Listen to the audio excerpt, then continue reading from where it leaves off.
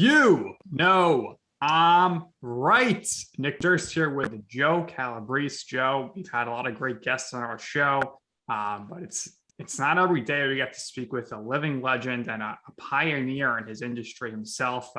He was a tough guy to pin down. But we were in the submission lock. We're not going to tap out. We made sure we get him on here. Tell our loyal listeners who their special guest is here today with us. I don't think I really need to go any further than you did. I would like to call him, and I don't know if anybody's ever called him this before, but to us and to a lot of other people, I would consider him the father of combat sports journalism. He was one of the first to do it.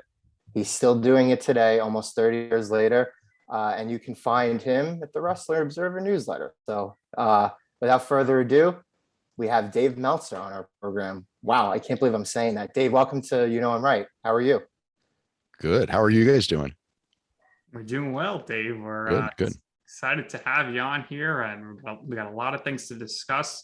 But first, we want to get a little more on your background here. Obviously, you're well known with wrestling, of course, and MMA. But when you were a kid growing up, first on the East Coast, go to the West Coast. Who were some of the initial wrestlers you could remember, and who kind of made you get interested in the industry? I mean, I first got interested because when I was in 5th grade, all the guys watched wrestling. Everybody did. We played baseball in the afternoon, and then at 4:30 we rushed home to watch the end of the bowling on ABC. And then we only watched bowling because it was on right before wrestling, and then we would watch wrestling right after. So that was kind of how I got hooked on it. But yeah, I mean, Billy Graham's promos were probably the most important, but I think I would have ended up being a fan because if I wanted to fit in with the crowd I was with, I had to have a knowledge of wrestling. So I got the knowledge of wrestling, but for whatever reason, it really hooked me immediately. Like I was just, fascinated by it. And I think I got more fascinated by it when I started traveling with my parents to different places. And when we did, there was always a wrestling show, but it's a different wrestling. So it was like, oh my God, there's like this stuff. And like we go to Los Angeles, we got different wrestlers and different angles, and they're talking about their own matches. And we go to Hawaii, and it's like, and you would know some of the guys, and I was reading the magazine. So pretty much I actually knew most of the guys from the magazines, but some of the guys who had wrestled in the San Francisco area, because guys went from place to place all the time. So, yeah. And then went to Florida and watched Florida wrestling, which was awesome. And finally they invented videotape recorders, and I could get tape everywhere. So that pretty much from that point on, I was pretty much hooked watching all the areas. And then soon after, all the areas died, and wrestling changed again. Yeah, no doubt about that. That's for sure. So you went to San Jose State University for journalism. Going into school there, what was your plan there coming out? Did you say, maybe I'll become a beat reporter, I'll work for some sort of newspaper covering a team or whatnot? What was your goal going into college? So when I was in college, I was going to end up being I was going to end up being a sports writer, and I would start in small markets and build my way up to big markets. And I didn't know where I would end up, but I was sure that I was going to end up like covering the NFL or something like that. So, yeah.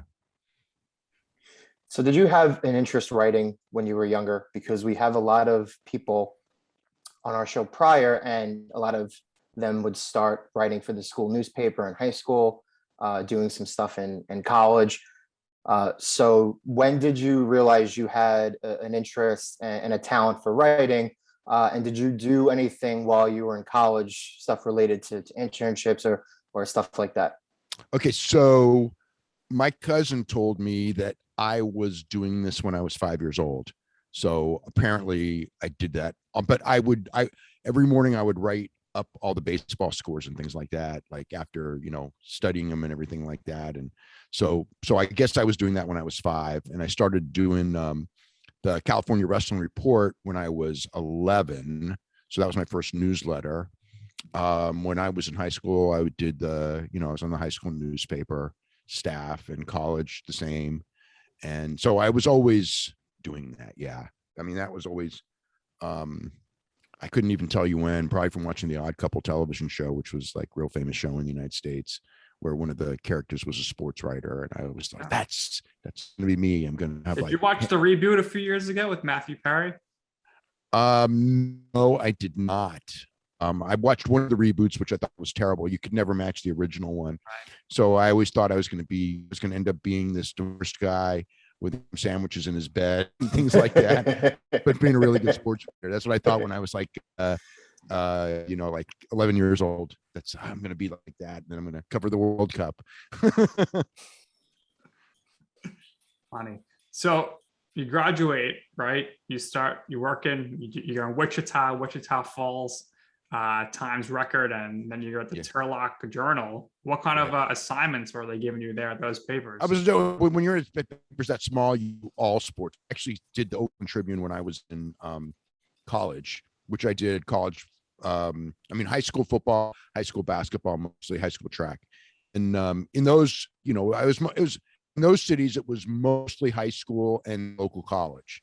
So I did, which were small colleges. So I did high school and college, but I did like Dallas Cowboys when I was in Wichita Falls, and I did some pro football when I was in Turlock. We did, a little bit of everything. Yeah. Yeah, Cowboys, just national team, I guess. So every paper must have had somebody following the Cowboys. Yeah, I remember I did a Cowboys game, and I think it was a Thanksgiving game, and then rushed to Reunion Arena to watch Terry Von Erich and Michael Hayes cage match at Reunion Arena the same night. Thanksgiving 1983. Did both in Dallas, yeah. And Sam was at both too. When he came in to see both shows.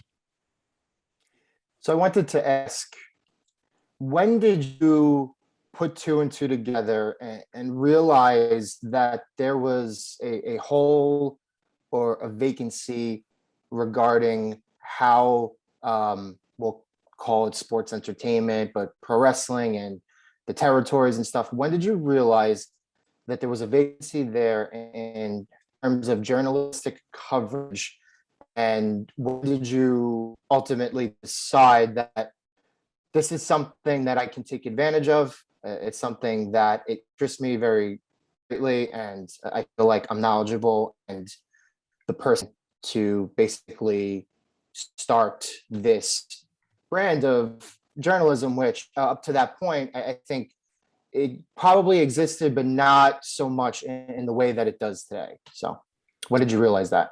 Oh, that's a tough question. When I was like 11 years old, Mike Tenay was doing a newsletter with Steve Weirman, and that was when I saw what they were doing. So I guess that would be the point. There were other newsletters, and there was always newsletters around, but I think that the Observer took off in the 80s because wrestling changed so much in the 80s when, the magazines were not covering it the way they probably should have during the wrestling war. So a lot of people were looking for answers like, what's going on? What's going on? So I tried to fill that. So I would say 84, when Vince expanded, was really the catalyst of I had already done the Observer, and the catalyst of doing the Observer was the invention of the videotape recorder and it being priced at a price that we can sort of afford it. So then I was trading tapes with everyone, but the real takeoff point would have been Vince's expansion in 84. Right. And that's the same year Hogan wins the title, correct? Right. Like literally, I didn't even know it at the time, but the most like it was really big was Hogan had no-showed a Christmas show in 1983 in St. Paul. And nobody knew why. It's like, it's Hulk Hogan, he no-showed a show. And then the next day he's on a WWF show in St. Louis. And then I started asking around, and it's like, what's going on? And Piper was on it too. It was a TV taping with David Schultz and Gene Okerlund. And it's like, Vince is going national, and they're going to be his guys, and they're leaving their territories. Schultz left AWA and leaving with no notice, and there's a war on. And it was like, oh, wow.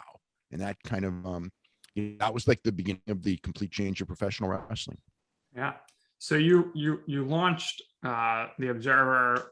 I would say you're probably around 24, if I did my math correctly, or early 20s. I was in college when I launched the Observer, so I was 23 20, 22, 23, something. All right, not bad. My guess there, but when did you get to a point where you kind of said, this is a little too much for me all on my own. Maybe I need to bring some other people in some aspects. I mean, just from the perspective of getting things mailed out and whatnot, it seems like initially it was probably a lot of work for you by yourself. It was a lot of work with very little return, but I love doing it.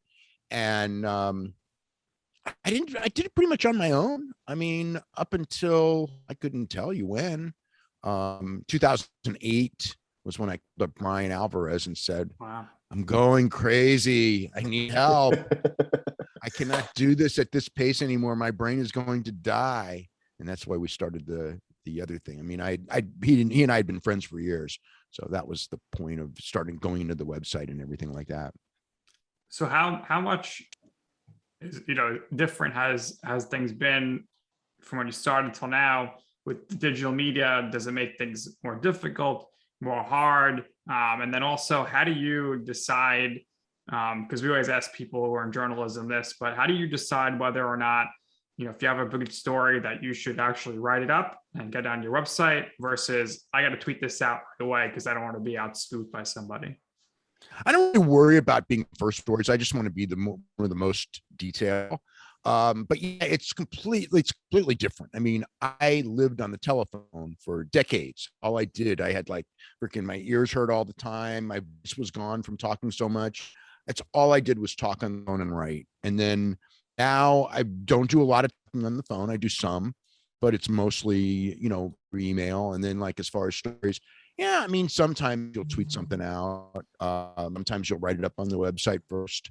Sometimes I'll save it for the newsletter, but often that's a bad idea because if I know something, the odds are somebody else is going to know it within a day, and the newsletter comes out once a week. So it just depends on the situation, but I'm more worried about on these stories, talking to a lot of different people and trying to get the most well-rounded story as opposed to being, the first one, breaking the story, so to speak. But sometimes I do that too.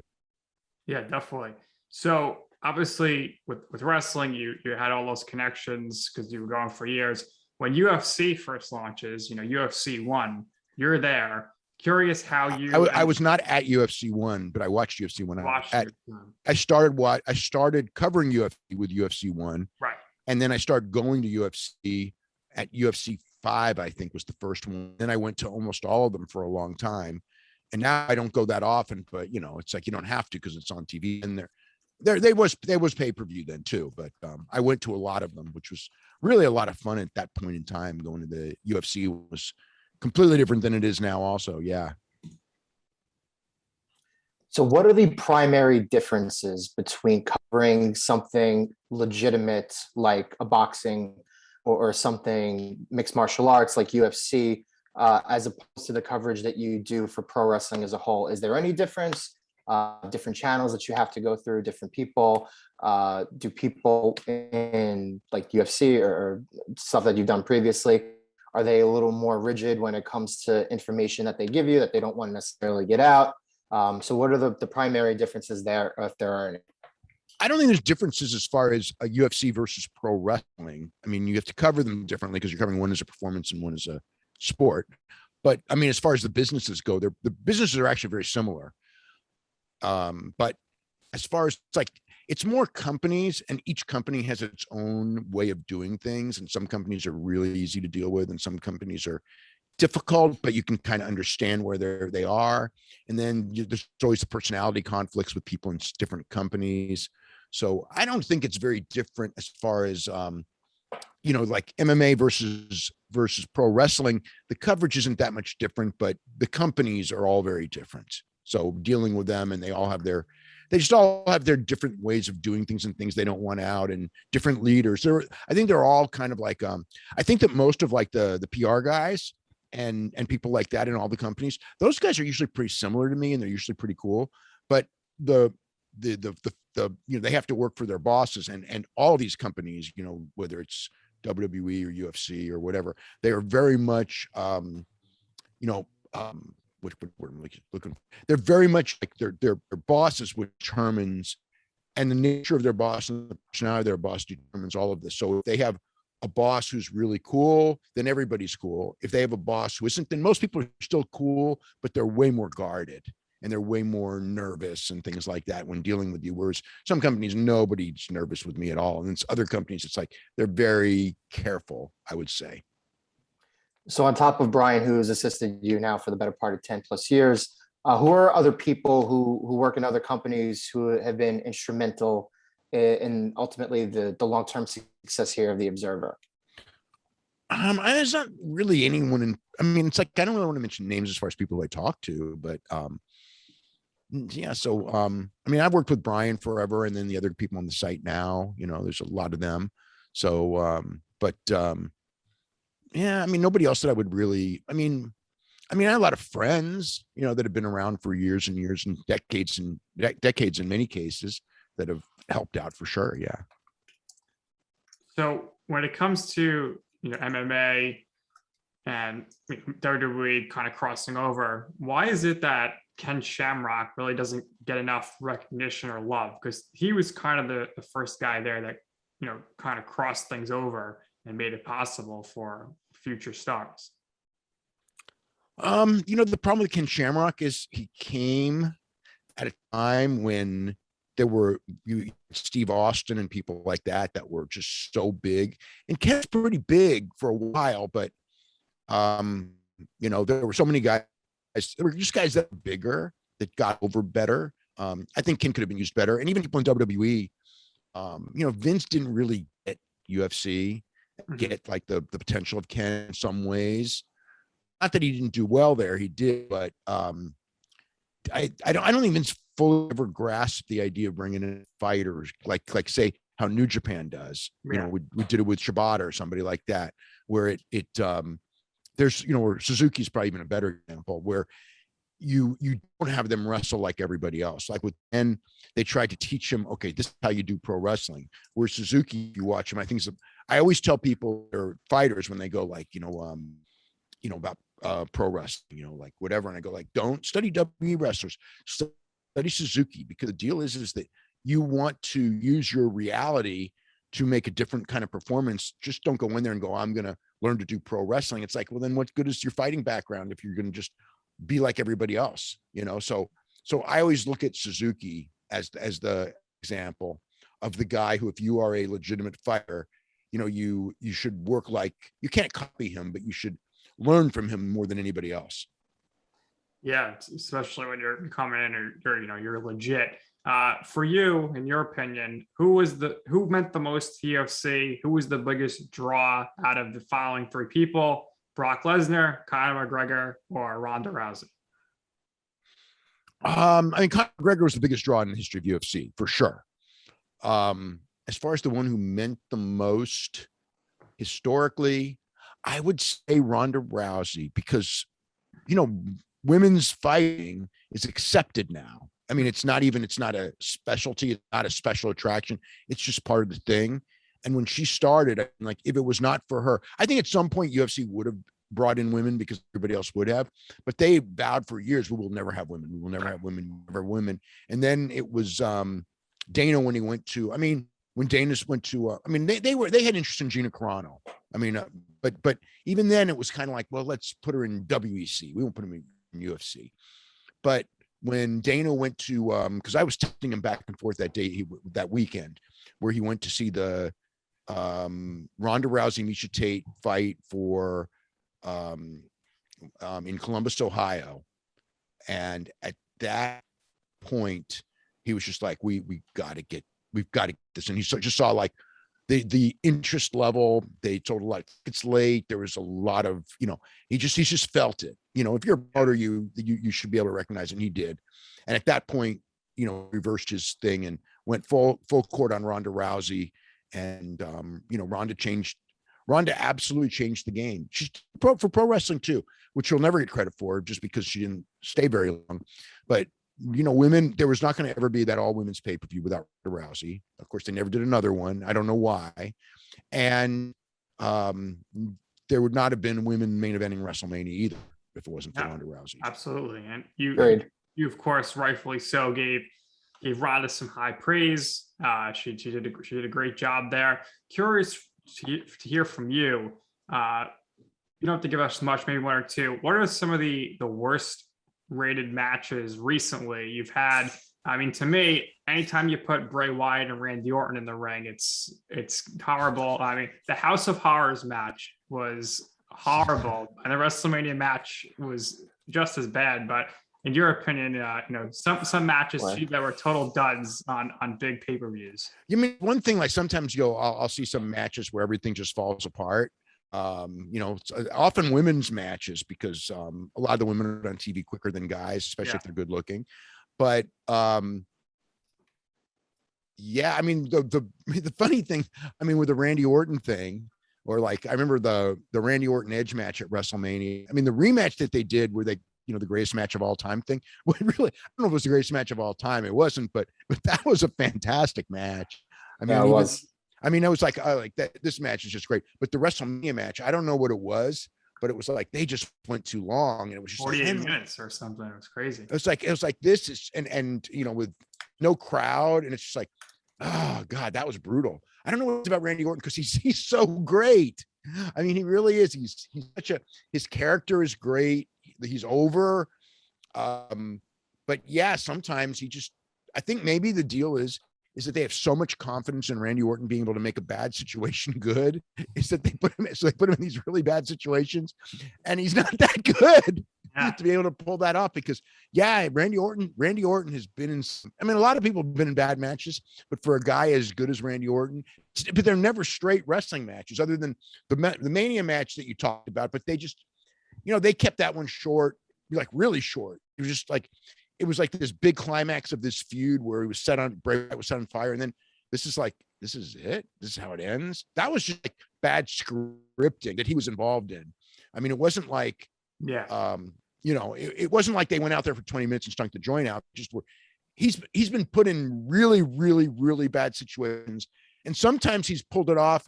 And then sometimes he hasn't pulled it off because the situations were so bad that he couldn't save them. Yeah, and you mentioned, the WrestleMania match with Edge there. So something came to my mind, no fans. Joe and I have a strong belief, and we'll see what you think, that had there been fans, that arguably one of the biggest pops and greatest WrestleMania moments of all time would have been Otis and Mandy Rose kiss. Might have been. I don't know biggest pops of all time, but it would have been big. Would have been big. Yes. That would have been big. You know what else would have been big? Drew McIntyre and Brock Lesnar. Yeah, there was a lot of that build was pretty good. I mean, the build was good, and then they, the beating him so quickly would have resonated bigger had it been in a stadium, because people wouldn't have expected it, and it would have been a big coronation, and he never did get that. But that whole era, years from now, we're going to look back at that era and just go, that's amazing. The attempt to, what some of these guys had to pull off, because wrestling with no crowds is like, boy, is that hard. Yeah. And ultimately, I don't think WWE gets kind of enough credit for what they've been able to do, because I do think that Roman Reigns, Drew McIntyre, Bobby Lashley, and now Big E, I think they, over the last year or so, have really done ultimately the best work of their whole careers. So I just kind of wanted to throw in that there, but we'll get to performers. I wanted to ask you your personal Mount Rushmore of performers. Now, you go back in the history of the business, and I don't know what you define as a great performer. I don't know if it's essentially somebody who stands out above the rest, somebody who could draw. Obviously, people like Bruno Sammartino, Flair, Hogan, Rock, Austin, Cena, even Undertaker, right? Those are kind of the first names who come to mind. But who would be on your Mount Rushmore of performers? And I would ask you your personal favorites. Man, that's hard, because there's so many different people. It's so hard for me to do this. Like, if I'm going to do on just star power and drawing power and everything like that, I could go Austin, Rock, Bruno Sammartino, Hogan, Antonio Inoki has to be there too. People that I saw, and then before that, Santo and Ricky Dozan have to be,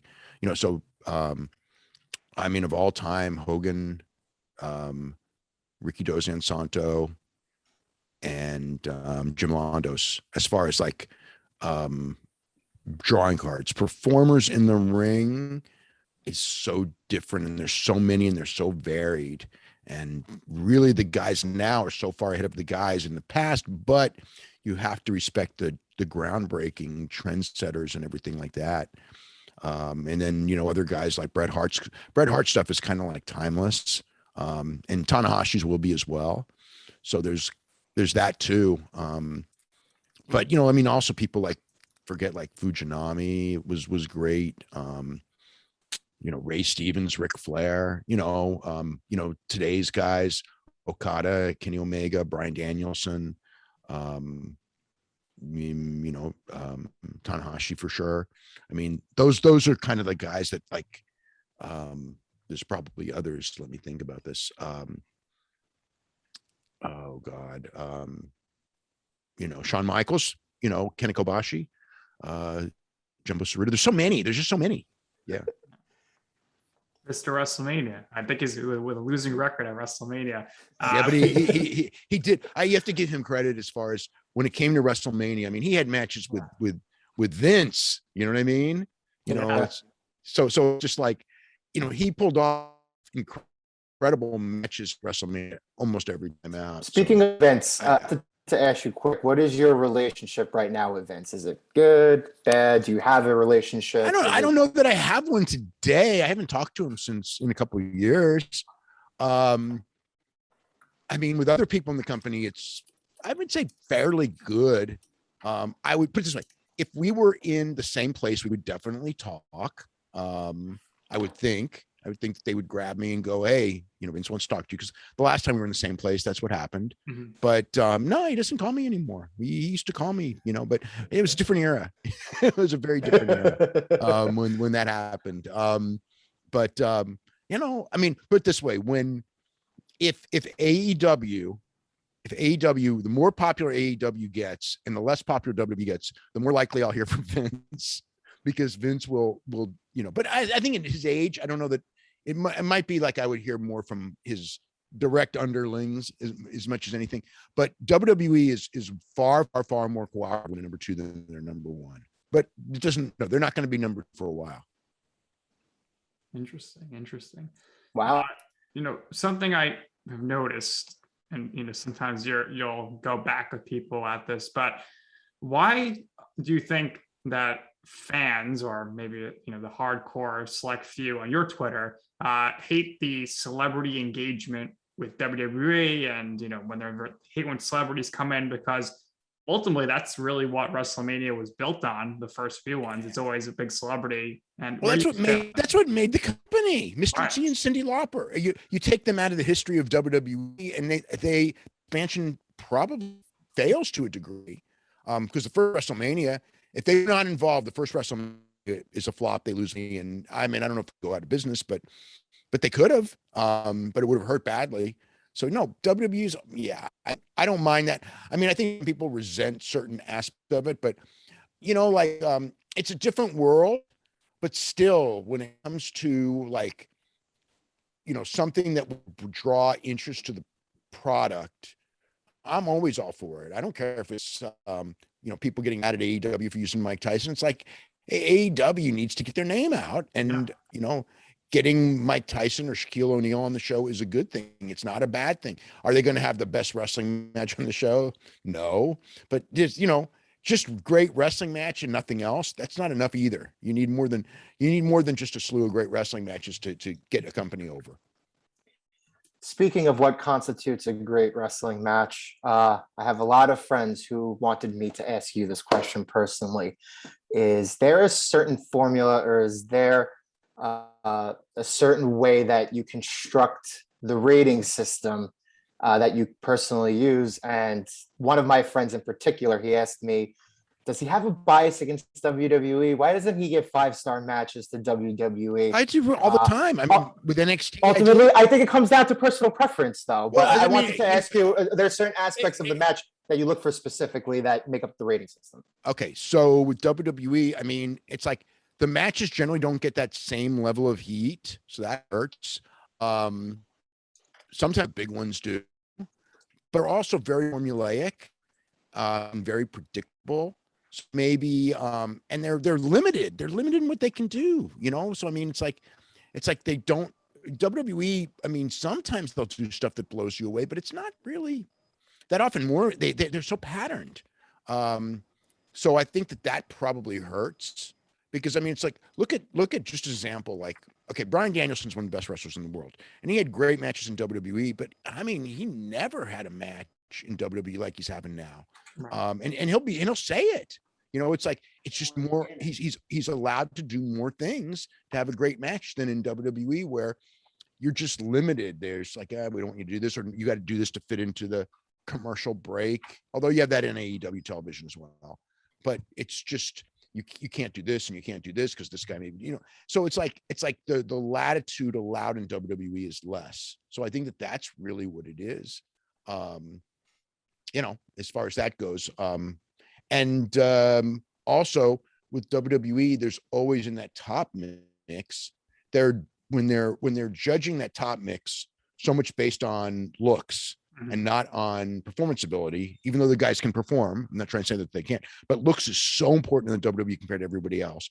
The body, the face, and all that you're not going to have the best against the best like you might have somewhere else where they only care about having the best match, not about how good looking the guy happens to be. Even though a lot of those guys may be good looking too, but it's not like it's the crux of how you're matched up.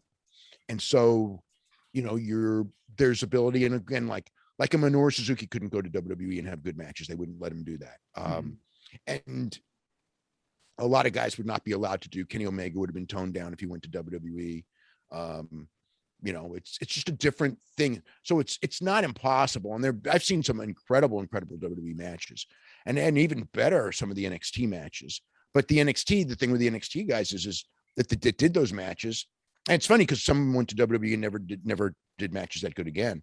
But you know, again, they're smaller, which I think helps in the sense that you can do more. You have more stamina, you can get it quicker and things like that. So there's a million different reasons, you know, but I don't know. I mean, it's funny. I'll watch a 4-star match. I get 4 stars in WWE, and then one match I get 4 stars in New Japan.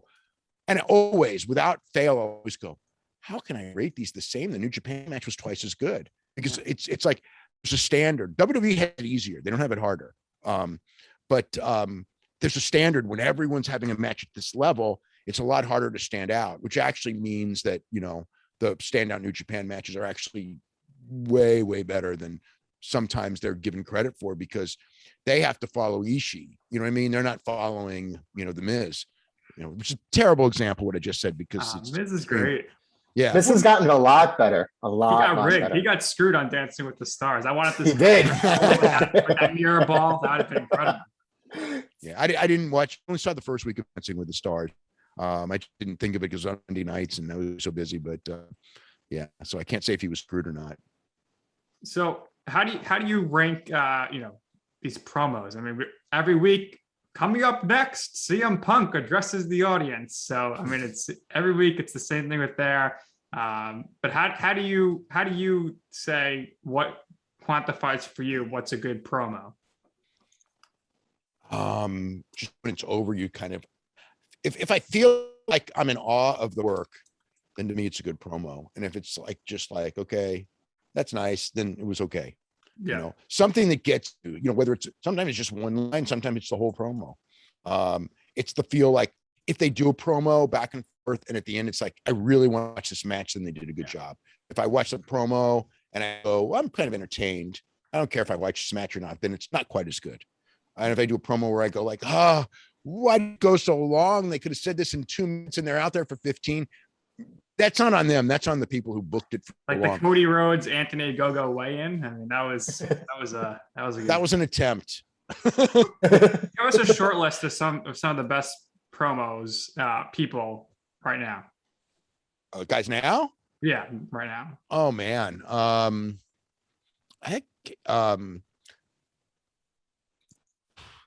Tanahashi. Yeah, Jericho. Yeah, for sure. Eddie Kingston's fantastic. Yeah. Moxley's very good. Really, really good. Cody can be really good when he's got the material. Omega and Callis are a good act. Callis is really good. Paul Heyman is great, especially not so much in a long promo. I mean, he can do it, but Paul Heyman's great as just like this little subtle stuff that he does. He's interacting like with Roman Reigns. Roman Reigns is tremendous now. I think that he's really good. How about The Miz? You mentioned The Miz is very, very entertaining. He's a very entertaining talker, but he does not make me want to see his matches when he does the promos.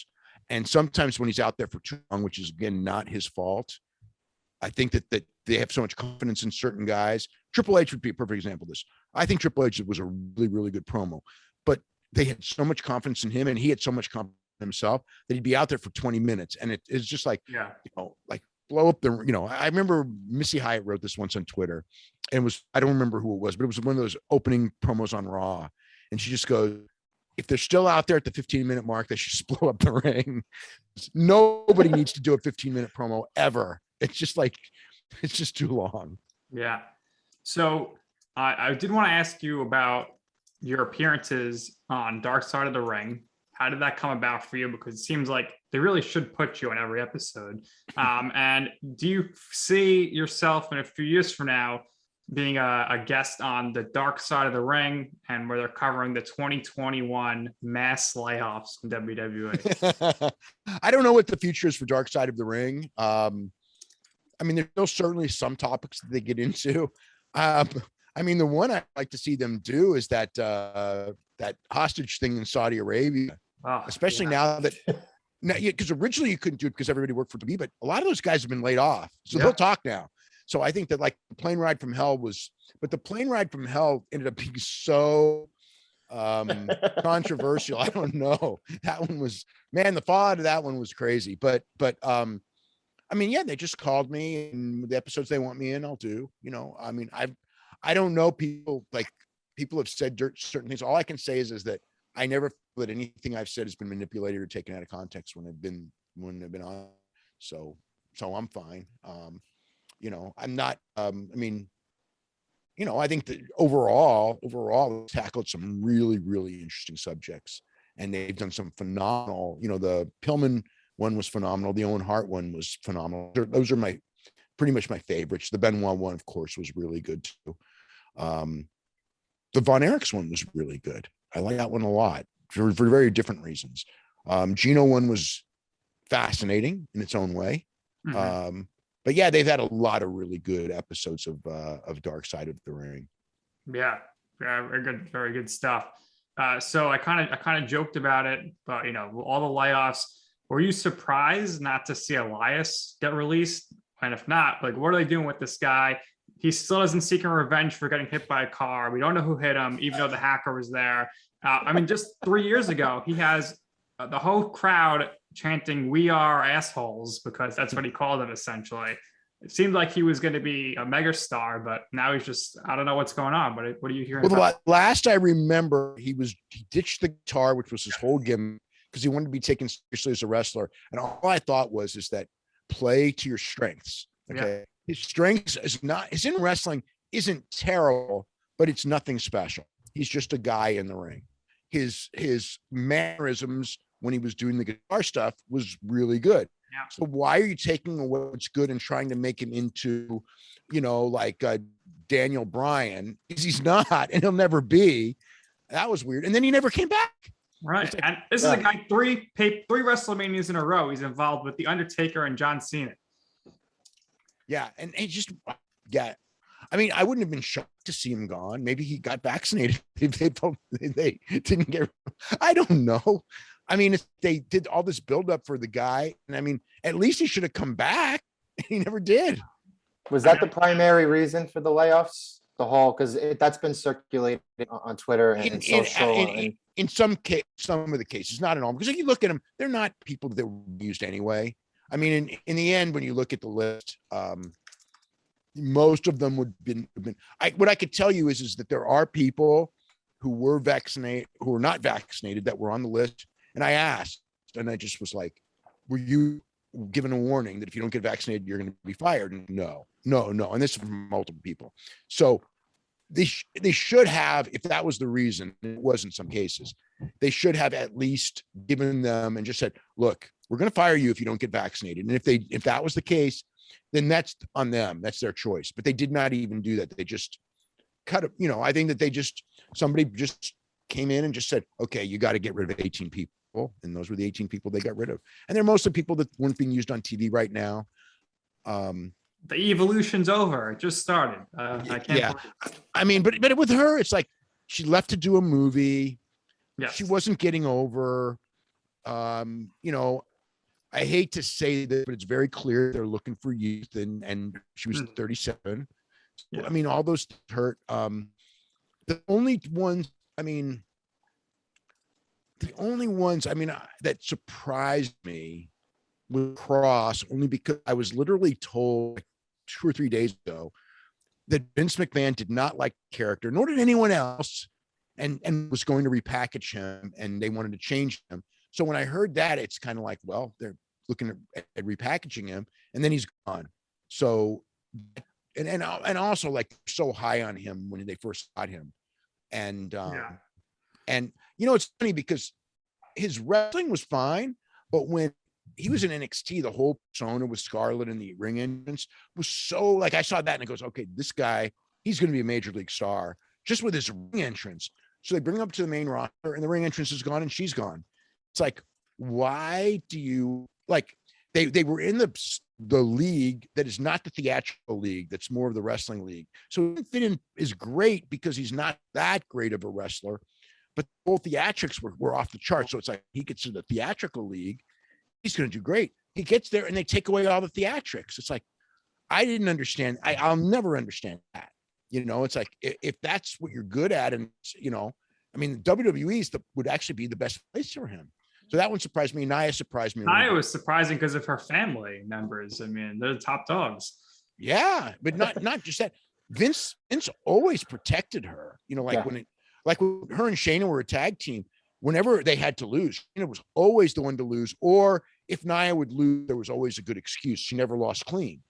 And they always, she kind of looked tough because she's bigger than everybody else. And yeah, well, she serves that certain role that they just didn't have anywhere else.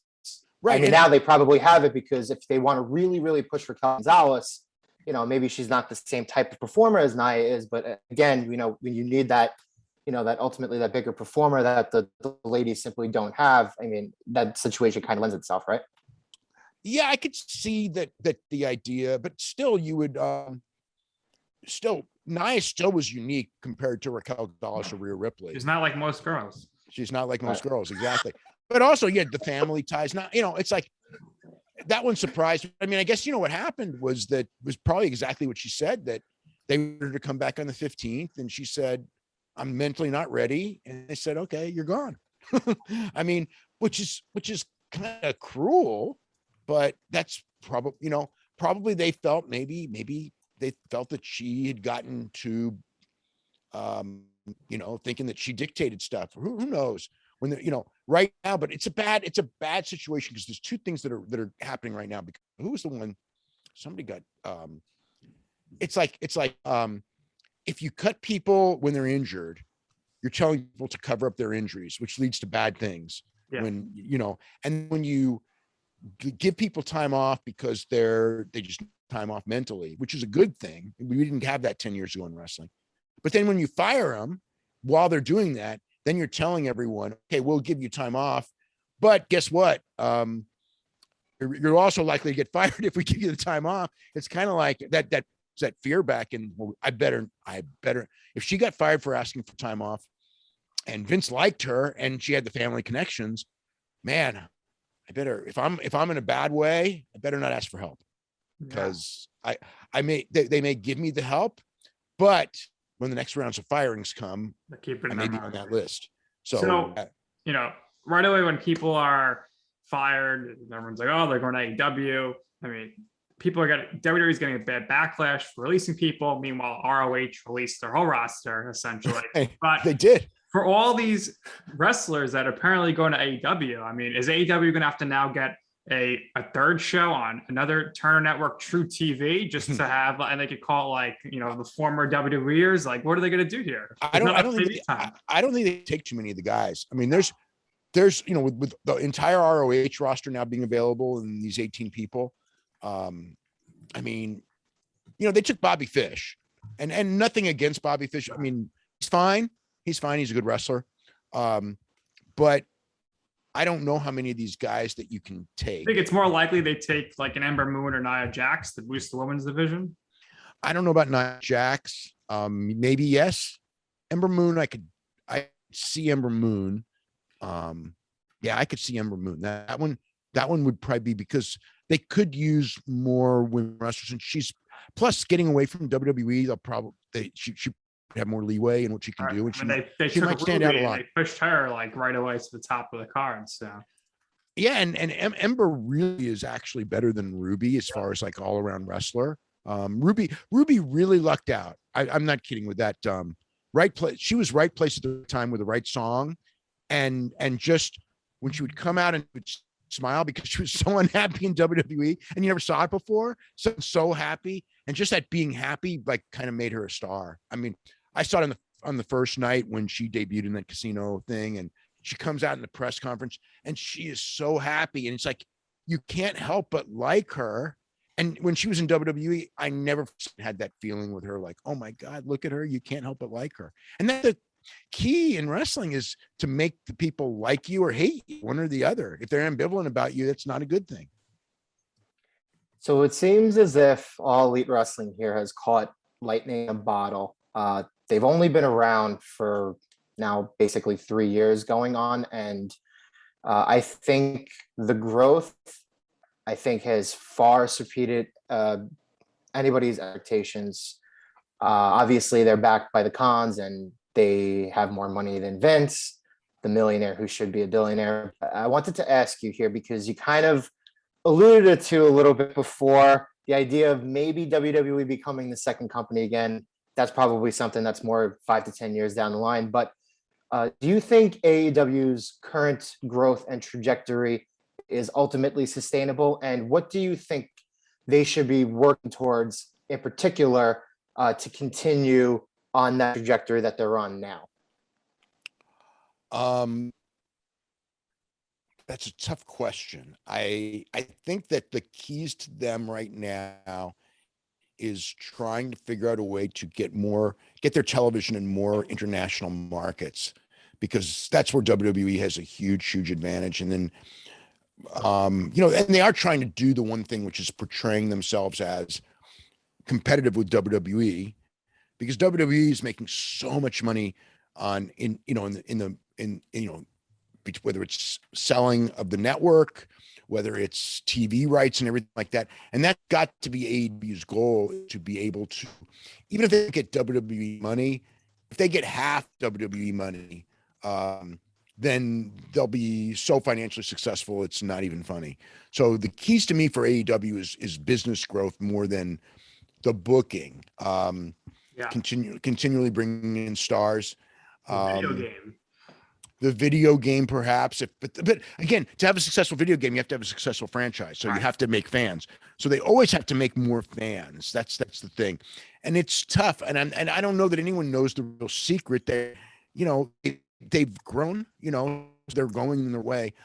I don't think that. I don't want to say that they'll never be bigger than WWE, because it's possible.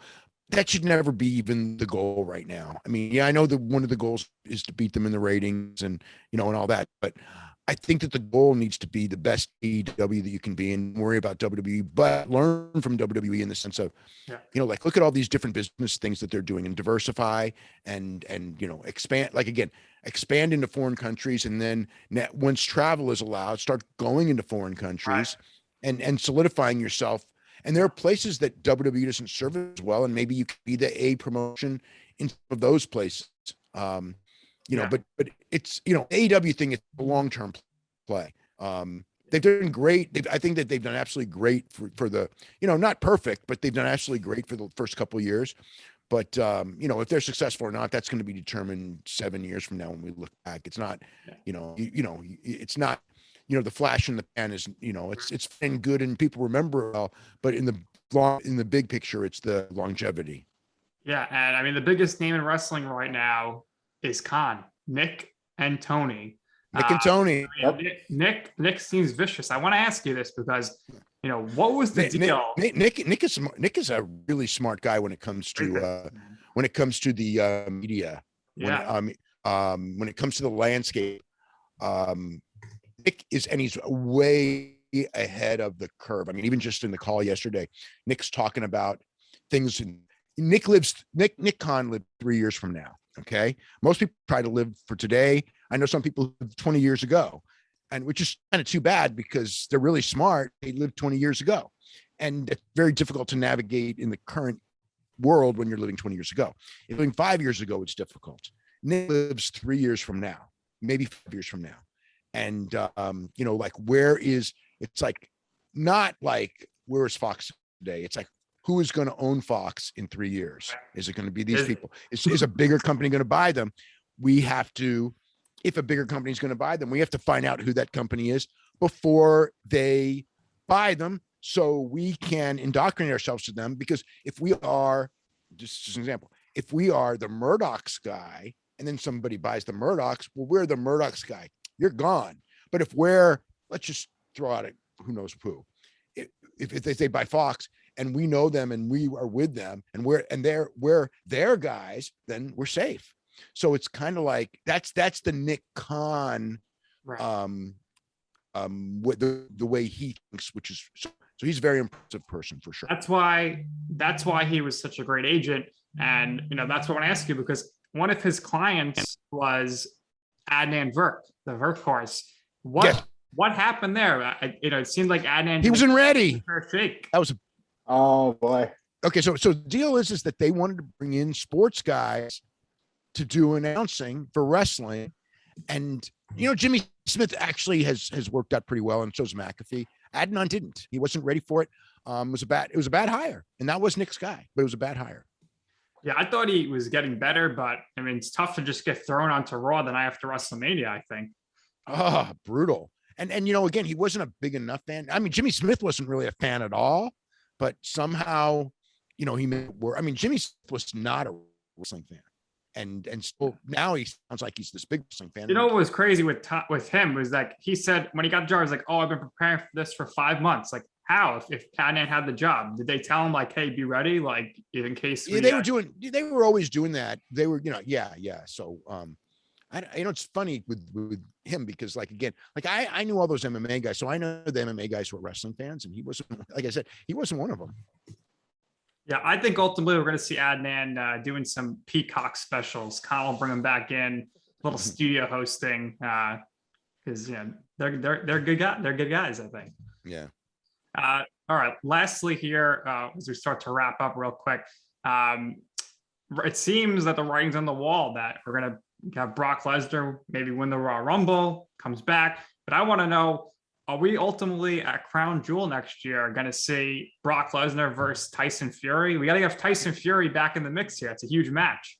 Well, I mean, they were going to do Tyson Fury and Drew at a stadium in the UK. I mean, that was like the plan, and they couldn't do it.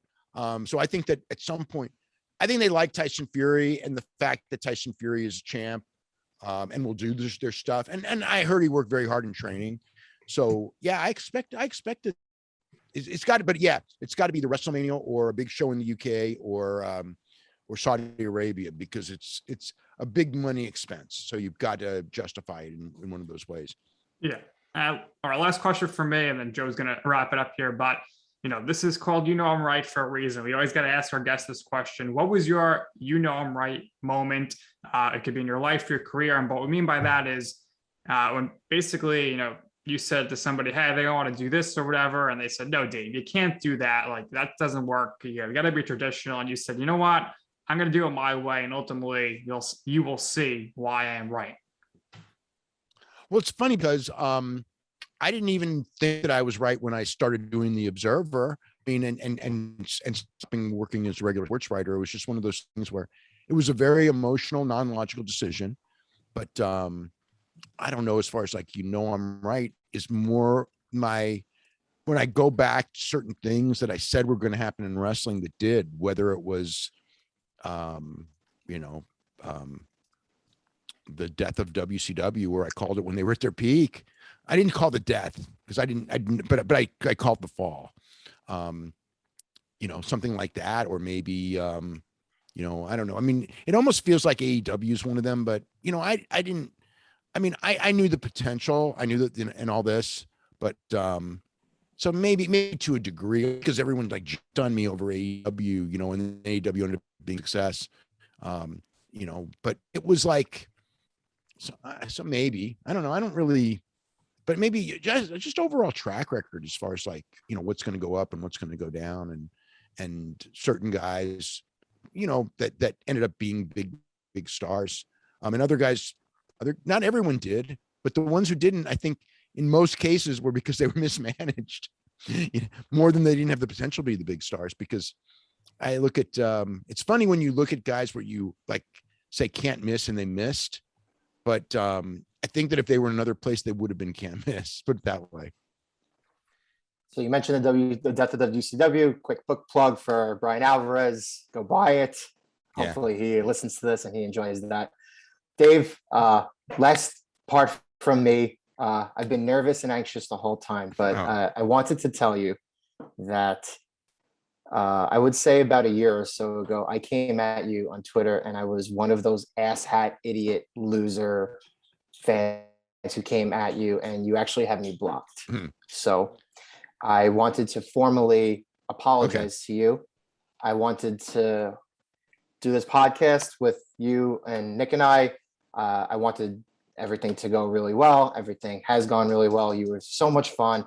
We had a blast doing this. You were so important to the history of the industry, and I want to make amends. And I appreciate that. Thank you. Again, I was very nervous this whole time, very anxious, but this was so much fun to do. So you made it very, very easy for us. And it is now time for us to let you go. So what we do here is we always give our guests the last words. And obviously anybody who's a hardcore wrestling fan will be able to know where to find you. But if there's anything else you would like to promote, and if there's anything you would like to share, please go right ahead. The floor is all yours. Dave, thank you so much again for doing this with us. We really, really appreciate it. We're grateful for it. Okay. Yeah. I plug the Observer, put it out every week. I work so hard on that every single week with all the news from everywhere and things like that. But also I got a couple of books. I got a new book coming out for Christmas. It's going to be the book on 1999 pro wrestling, which is the decline of WCW and the ascent of WWE, and also everything that was going on in the rest of the world as well. But one of the more interesting years. And we already got books up for a couple other years as well. 1997 was the first book, 1993. So there's a couple of books out there right now, and there will be hopefully about 2 more each year.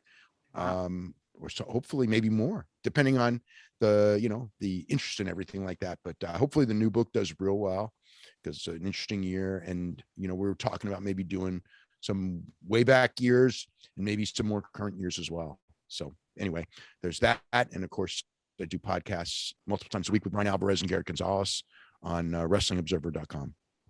Excellent. Well, Dave, it's been an absolute pleasure. We could have kept you on for hours and hours more. There's always we appreciate your time. Hopefully we get a 5-star podcast review for this episode in our ratings.